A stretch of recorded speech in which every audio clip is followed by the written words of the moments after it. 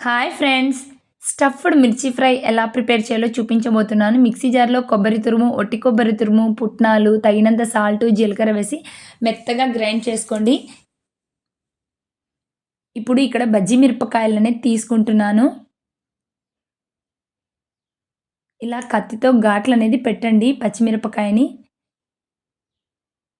దీని లోపల ఉండే సీడ్స్ అన్నీ రిమూవ్ చేయండి. ఈ సీడ్స్‌ని వేస్ట్ చేయకుండా కర్రీలోకి వాడుకోవచ్చండి. మీకు అలాగే అయినా పెట్టుకోండి సీడ్స్. కొంచెం కారం కావాలంటే, కొంచెం కారం ఉండే పచ్చిమిరపకాయలైతే సీడ్స్ అనేవి కంపల్సరీ రిమూవ్ చేయాల్సి ఉంటుంది. నేనైతే తీసేసానండి. ఇప్పుడు దాన్ని కర్రీలోకి వాడుకోండి ఆ సీడ్స్ అనేటివి.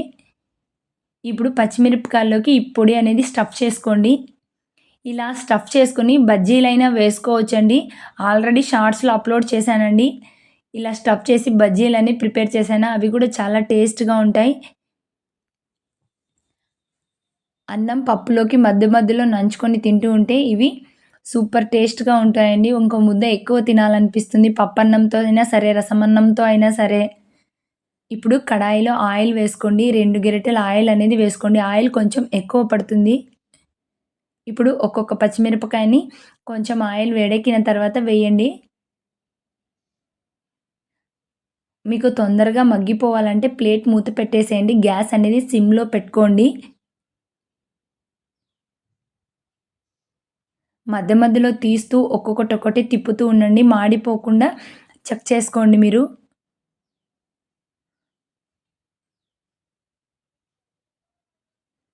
సూపర్‌గా ఉంటాయండి. మీరు ఇలా ఒకసారి డిఫరెంట్‌గా ట్రై చేయండి. ఎప్పుడు పచ్చిమిరపకాయలతో ఇలా ఒకసారి ట్రై చేసి రసమన్నంలో, పప్పన్నంలోకి తినండి. చాలా టేస్ట్‌గా ఉంటాయండి.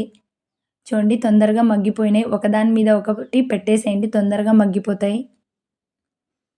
ఇలా మధ్య మధ్యలో ఒకసారి కలుపుతూ, పెడుతూ ఉండాలండి. గ్యాస్ అనేది సిమ్‌లో పెట్టుకోండి. మాడిపోకుండా చెక్ చేసుకోండి ఇవి. ఆయిల్ కొంచెం ఎక్కువగానే పడుతుంది. నా వీడియో నచ్చినట్లయితే లైక్ చేయండి, షేర్ చేయండి, సబ్స్క్రైబ్ చేసుకోండి.